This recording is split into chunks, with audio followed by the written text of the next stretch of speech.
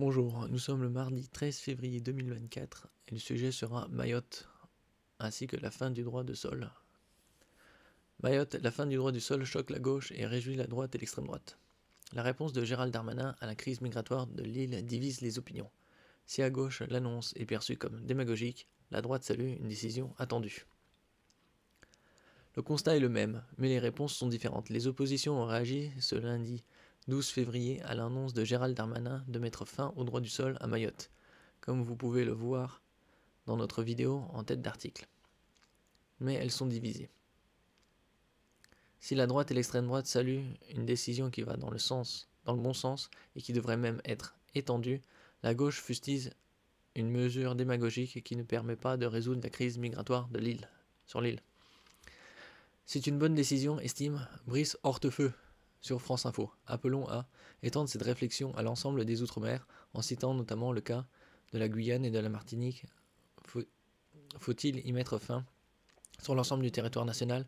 Je pense qu'il faut faire évoluer cette notion de droit, sol ou sang. Éric Ciotti, président des Républicains, l'a dit très clairement et il a totalement raison, a répondu l'eurodéputé LR.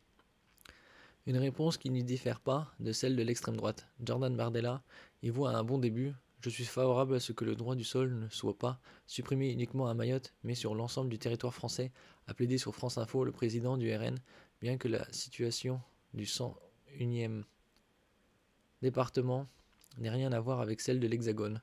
Ce qui est en train de se passer à Mayotte est précisément le futur de la métropole si on ne reprend pas dès maintenant le contrôle de notre pays, prédit-il toutefois. Le droit du sol, déjà plus dur. Boris Vallaud dénonce au contraire une question migratoire abordée de la façon la plus démagogique qui soit et probablement la plus inefficace.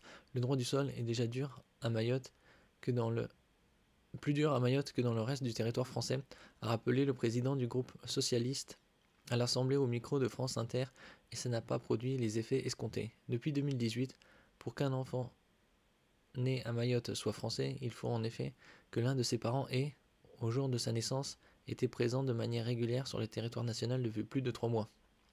Je crois que pour résoudre les problèmes de Mayotte, on n'a pas besoin de moins de république, on a besoin de plus de république, et donc certainement pas le fait d'entamer le droit du sol, qui est un des piliers fondamentaux de notre république, a également fustigé Manuel Bompard.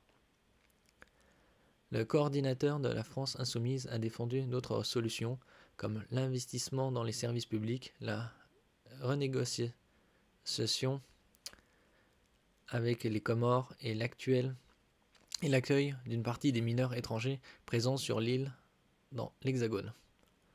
Oui, enfin, ils envoient des centaines de millions chaque année, voire des milliards dans les Outre-mer.